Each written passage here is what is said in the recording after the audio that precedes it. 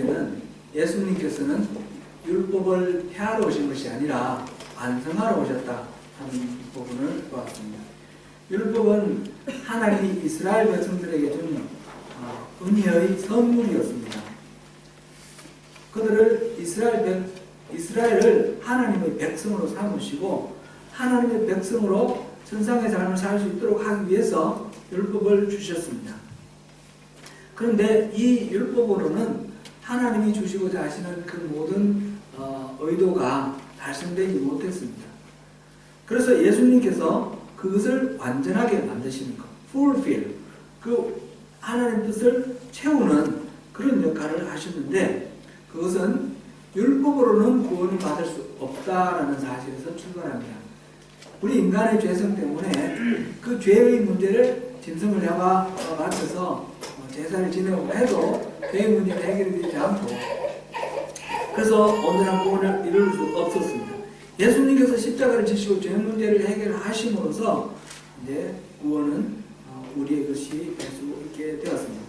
그러므로 율법 그것은 그 자체로 완전한 것처럼 종 그대로 다 지켜야 된다 이렇게 생각하는 것은 율법주의이고 그것은 바른 이해가 아닙니다.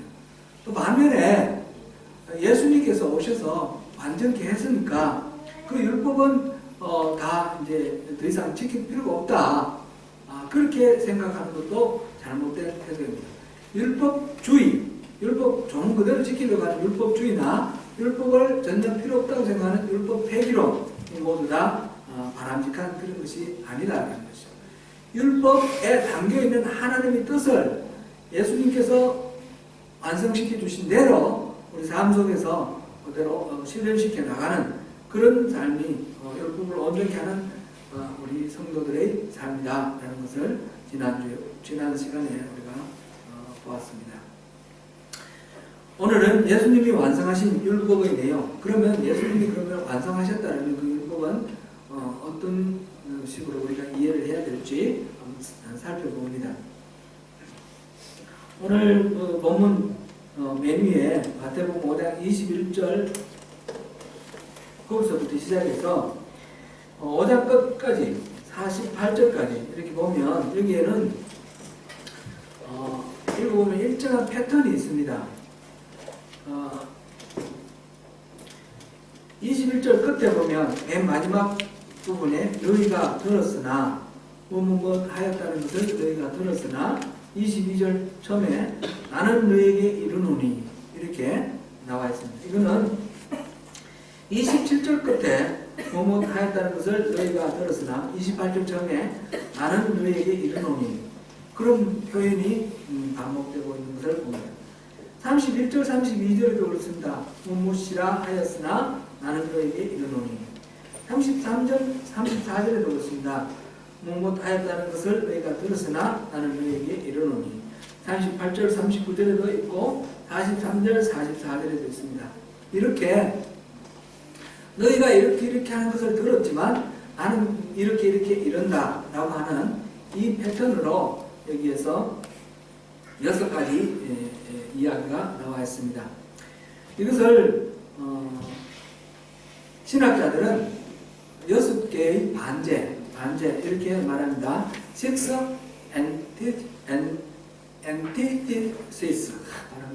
antithesis. 우리 이제 보통 하는 말은 안티테제. 테제가 있고 안티테제 있고 신테제가 있지 않습니까? 정반합. 이게 이제 반에 해당되는 겁니다. 지금 율법을 정이라고 했고 그 다음에 이제 예수님 하신 것을 반이라고 했고 antithesis 이렇게 표현을 했고 그 다음에 합쳐서 합이 나온다 이렇게 이제 신학자들이 그렇게 말을 했습니다. 사실상 우리 율법하고 예수님이 하신 말씀은 정반은 아닙니다. 그래서 antithesis라는 말은 정확한 표현은 아닙니다. 그러나 이 율법에 대한 이해, 접근 방법을 다르게 접근해보도록, 새롭게 접근해보도록 우리를 환기시킨다는 그런 측면에서 우리가 주목할 가치가 있는 그런 부분입니다. 그 첫 번째로, 6개 중에 첫 번째로 10계명 6개 중에 10계명 10개 중에 하나님과의 관계 1계명부터 5계명까지, 그 다음에 6계명부터 10계명까지가 하나님 이웃과의 관계인데, 다 5계명은 부모에게 공경하라 하는 거는 이거는 하나님과 인간을 연결하는 부분이에요. 저는 오히려 하나님께 부모는 하나님의 대리이기 때문에 하나님 통해서 우리에게 생명을 주셨기 때문에 하나님과의 관계로 그렇게 보는 것이 또 사람들마다 부르는 다르게 여러 가지 있지만 더 타당하다 이렇게 볼 수 있고요. 그 6번째 계명이 바로 살인하지 말라인데, 오늘 예수님께서 신의 산에서 10계명 주신 것처럼 또 이 산에서 팔복 말씀 주시면서 이 인간과 인간 사이의 계명, 이것을 다시 새롭게 하나님이 원래 주셨던 그 목적, 그 뜻을 되새길 수 있도록 설명을 하고 계십니다. 이 계명 10계명에서 보면 우리 출애굽기 20장에 보면 단순히 살인하지 말라 이렇게 되어 있는데, 예수님께서 말씀하시기를 옛사람에게 말한 바 살인하지 말라 누구든지 살인하면 심판을 받게 되리라 하였다는 것을 너희가 들었으나, 지금 이 백성들이 들은 바는 10계명에서 단순히 살인하지 말라라는 말이 아니라 덧붙여진 말이 있는 거죠. 그게 뭡니까? 누구든지 살인하면 심판을 받게 된다라는 말이 뒤에 덧붙여져 있습니다.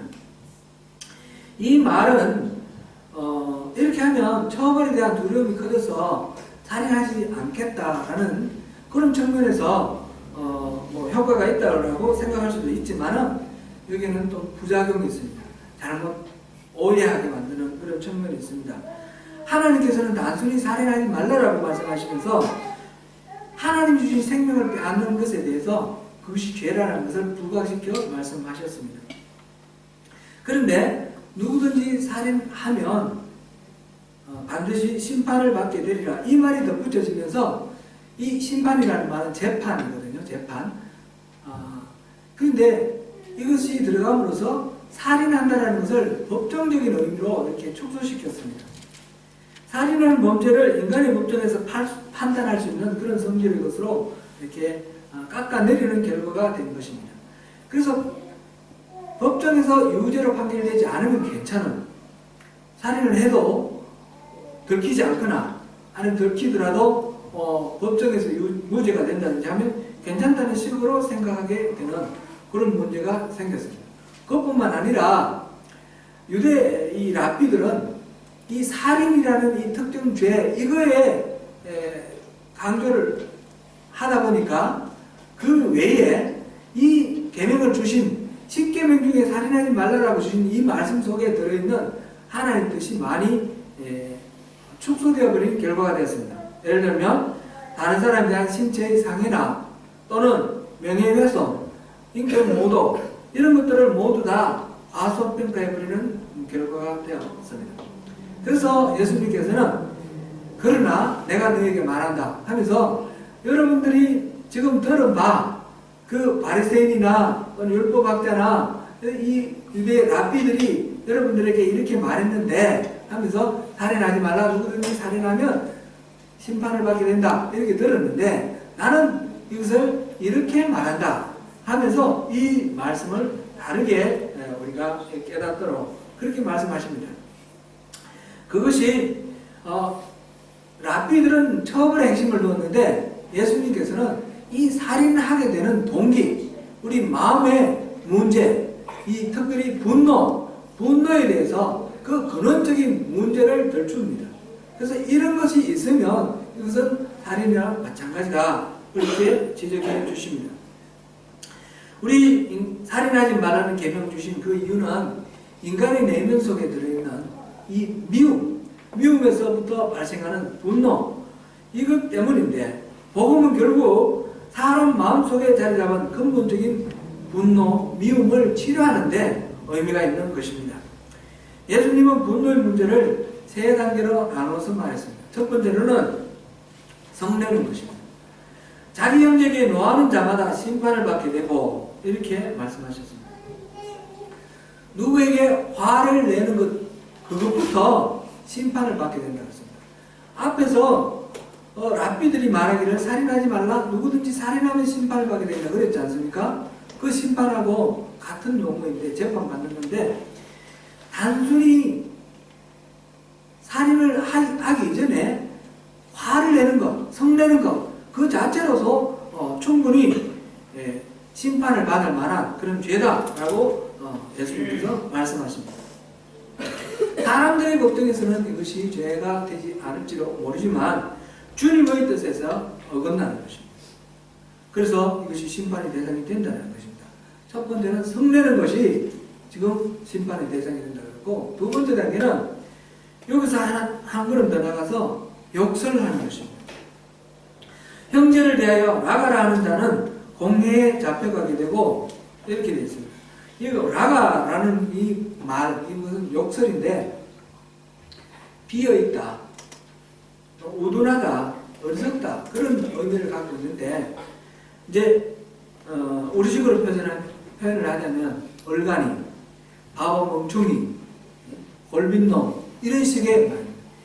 그런 욕을 하는 것은, 누구에게 이렇게 욕설을 퍼붓는 것은 화를 내는 것보다 훨씬 강렬한 죄를 짓는 것이다 라는 것입니다.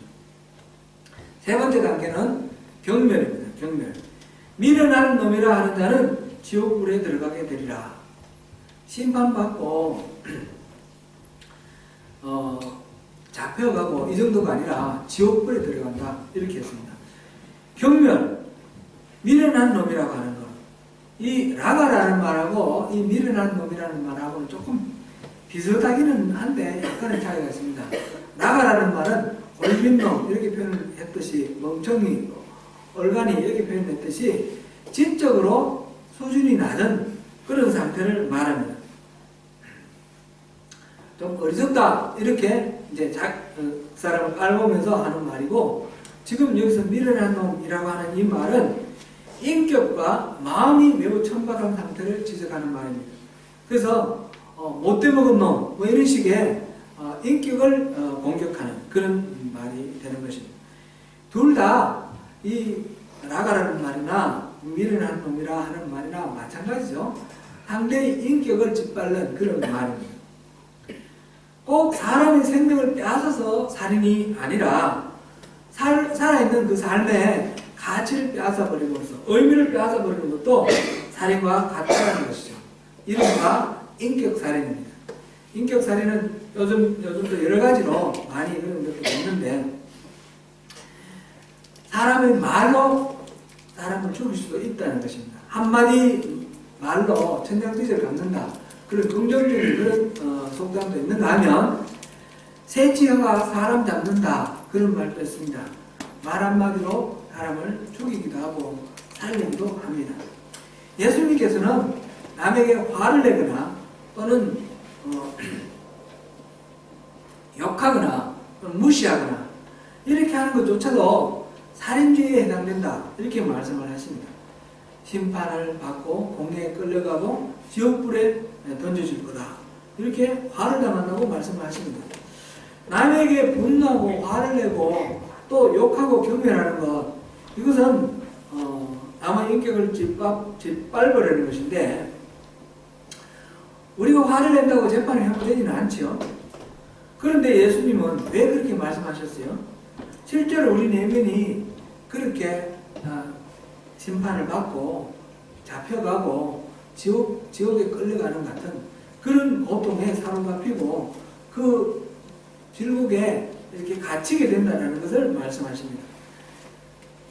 분노, 이렇게 미워하고 분노하는 것은 첫 번째로 자기 자신을 망칩니다. 분노가 들끓는 마음에는 마음 평정을 가질 수가 없습니다. 마음의 평화를 잃어버리고 정신적으로 뿐만 아니라 결과적으로는 몸의 건강조차도 잃어버리는 그런 사례들을 우리가 많이 봅니다. 두 번째로 분노는 다른 사람을 망칩니다. 우리 여러 가지 케이스가 있겠죠. 누군가 화를 내면 다른 사람들이 그 영향을 받게 되어 있습니다. 화를 잘 내거나 욕을 잘하거나 폭력적인 부모 밑에 자란 자녀가 역시 폭력적이 되고 심리적으로 불안해지고 사회성이 결여되는 그런 경우를 우리가 많이 봅니다. 범죄자를 이렇게 보면 자랄 때의 어떤 환경 같은 것들이 많은 영향을 끼치는 것을 봅니다. 그래서 바울 사도는 자녀를 노엽게 하지 말라라고 에베소서에서 말했습니다. 부모의 분노가 자녀의 분노로 이렇게 이어져 갑니다. 앵거 프로블럼, 분노 조절 장애, 이것들이 오늘날 참 예전에 막 억눌려 살던 때는 차마 터뜨리지 못하던 그런 문제들이 이렇게 막 터지는 그런 경우도 또 숱하게 우리 주변에서 보게 됩니다. 세 번째로 분노는 하나님과의 관계를 해칩니다. 인간관계 속에서 형성된 분노의 감정을 잘 다스리지 못하면 그 감정은 곧 하나님에 대한 불평과 원망으로 이어지기 쉽습니다. 어둠과 빛이 공존할 수 없는 것처럼 분노와 감사는 한 사람 마음 안에 공존할 수가 없습니다. 그래서 바울 사도는 에베소서 4장 26절 27절에서 이렇게 말합니다. 같이 읽어봅니다. 시작. 분을 내어도 죄를 짓지 말며 해가 지도록 분을 굶지 말고 마귀에게 틈을 주지 말라. 무슨 말씀인지 굳이 제가 풀어 설명해드릴 필요가 없을 것입니다. 사람은 또 이 화는 정 안 낼 수는 없습니다. 낼 수는 있습니다. 그래서 잠언에서도 보면 화를 내지 말라라는 말보다는 내더라도 오늘 여기서 지금 에베소서에 나오는 것처럼 잠언에도 그런 말씀이 화를 이기는 자가 강하다. 성내는 것을 이기는 자가 강하다. 그렇게 말씀을 하십니다. 분을 내더라도 그것이 죄의 행동으로 나아가서 죄의 결과를 맺도록 하지 말고 그것이 또 밤을 새우고 다음날까지 계속 이어져 가도록 하지 말고 적시적시 풀으라는 거죠. 이 마귀가 우리 인간에게 틈을 타는 가장 중요한 통로가 바로 우리 안에 분을 내는 이런 경우입니다. 그래서 이 문제를 우리가 해결하기 위해서 주님 앞에 기도하고 예배를 하는데 흔히들 사람들은 하나님께 예배를 드리면 이 모든 문제들은 다 해결되고 용서될 거라고 그렇게 생각을 하는데 그러나 그것은 오해입니다. 우리가 다른 사람에게 저지르는 죄는 모두 이중적인 성격을 갖습니다. 가령 남의 물건을 훔친다 그러면 물건의 소유자에게 그 물건을 갖고 오는 그런 죄, 빼앗는 죄의 그 측면이 있고 또 하나님께 모든 소유를 허락하시는 하나님께 내게는 내 소유, 저 사람에게 저 사람의 소유를 허락하시면서 내 이웃의 소유를 탐하지 말라 이렇게 말씀하셨는데 그 하나님의 원칙을 범하는 그런 죄가 있습니다. 곧 이웃에게 범하는 죄, 하나님께 범하는 죄가 동시에 있습니다. 그래서 우리는 이 문제를 풀기 위해서는 하나님께 속죄제를 드려야 됨과 동시에 사람에게 그것을 갚아야 됩니다. 이것이 속건제의 원리입니다. 속건제는 반드시 그 피해를 입힌 것을 갚고 하나님께 제사를 지내도록 그렇게 되어 있습니다. 마찬가지로 남에게 함부로 화를 내고 인격적으로 모욕하고 경멸을 하였다면 내가 하나님께 예배하는 것만으로 모든 것이 해결되는 것이 아닙니다. 그 모욕하고 경멸한 그 사람에게 사과하고 피해를 보상해야 합니다. 오늘 본문 23절, 24절 말씀이 바로 그 말씀입니다. 23절, 24절 같이 한번 보도록 하겠습니다.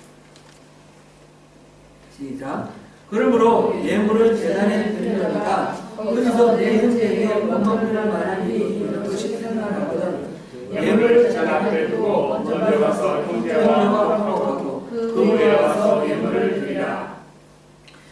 하나님의 임재, 존전에서 in the presence에서 엄숙하게 예배 드리다가 형제에게 원망들을 말한 일이 생각나거든. 그리스도의 제자라면 지체 없이 가서 화해를 하고 이 예배를 드려야지 이 예배가 온전해진다라는 말씀입니다. 이 말씀을 좀 더 잘 이해하기 위해서 마가복음 11장 25절을 함께 보시면 됩니다. 같이 읽습니다. 시작. 서서 기도할 때에 아무 일이나 흠이가 있거든 용서하라. 그리하여야 하늘에 계신 너희 아버지께서 너희 물을 사하여 주시리라 하시니라. 이웃과의 관계에서 불편함이 있는데 이런 상태로 내가 예배를 해도 되는가 하는 그런 그리낌이 우리에게 있을 수가 있습니다. 그럴 때에 내 잘못이 아니라 상대방의 잘못 때문이니까 나는 상관이 없지 않느냐 이런 식으로 스스로 위로하기도 합니다. 그런데 하나님께서는 누구의 잘못이냐를 묻지 아니하십니다. 관계가 어떠냐 하는 그것을 묻고 계십니다. 불편함이 있으면 화목하라는 것입니다. 상대방이 잘못했으면 내가 용서하고 내가 잘못했으면 내가 용서를 구하라는 말씀입니다. 오늘 제가 이 설교를 준비하면서 내내 괴로웠습니다. 예배 때마다 성도들과의 관계에서 불편함이 있음을 제가 알기 때문입니다. 다른 모든 논리를 내려놓고 여러분께 사과를 드립니다. 저희 본이든 본이가 아니든 저로 인하여 여러분이 불편함을 느끼신 그런 부분에 대해서 제가 사과를 드립니다. 여러분들도 제발 저를 용서하시고 주님께 예배드리며 불편함이 없으시기를 바랍니다. 일일이 따로 또 뵙고 예배 전에 그렇게 해야 되겠지만 그렇게 설교 말씀을 전해야겠지만 다 찾아낼 수 없어서 이 자리를 빌어서 말씀드립니다. 저는 여러분 아무도 미워하지 않습니다. 원망이 없지는 않았지만 다 용서합니다. 그리낌 없이 서로 도우며 함께 주님께로 나아가기를 호소합니다. 예수님께서 율법을 완전하게 하신 이유는 우리에게 하나님 나라 백성으로 살 수 있는 특권을 허락하실 뿐만 아니라 실제로 그 혜택을 누릴 수 있는 능력을 주시기 위해서입니다. 그리하여 하나님의 형상대로 지어진 우리가 그 형상을 회복하게 하기 위해서입니다. 이것이 복음입니다. 살인하지 말라는 계명을 해석하시면서 형제에게 노하거나 모욕하거나 경멸하는 것은 살인이나 마찬가지라고 말씀하셨습니다. 현실적으로 우리에게는 형제에게 노하고 또 모욕하고 경멸하는 일이 큰 죄로 느껴지지 않을 정도로 흔합니다. 그 결과는 심판받고 지옥불에 던져질 것이라고 예수님이 말씀하셨습니다. 이 말씀이 우리에게 복음이 될 수 있습니까? 율법을 완전하게 하러 오셨다는 말씀이 우리가 율법을 지켜야 할 수준을 엄청나게 어렵게 만들어 놓으셨습니다. 누가 이 원칙에 합당하게 살아갈 수 있을까요? 이런 말씀을 읽으면서 예수님이 완전하게 하셨다는데 참 너무 힘들다 그런 생각이 듭니다. 우리의 분노는 어떻게 해결합니까? 누군가의 존재를 부인하고 무시하고 경멸하는 것이 실제로 행위로 나타나지 않더라도 우리 마음 안에 있을 때에 이미 살인한 것과 마찬가지라고 하셨습니다. 이 살인의 뿌리가 되는 분노를 우리는 어떻게 해결해야 합니까? 예수님께서 율법을 완전하게 하셨다 그러면 이 문제도 우리에게 해결할 수 있는 방법을 주셨다는 말씀이겠죠. 그것이 무엇입니까? 결국은 십자가입니다. 예수 그리스도의 십자가만이 유일한 해결책입니다. 우리는 십자가를 바라보고 십자가를 의지할 수밖에 없습니다. 예수님께서 십자가에서 죽으셨다는 것은 하나님의 진노를 다 받으신 사건입니다. 인간의 죄에 대한 하나님의 진노, 그 진노를 해결하기 위해서 예수님께서 십자가를 지셨습니다. 예수님 위에 하나님의 진노가 다 쏟아졌습니다. 그러면 우리 인간의 분노는 어떻게 해결됩니까? 인간이 선악과를 먹고 하나님을 등졌을 때 하나님께서 우리를 거부하셨습니다.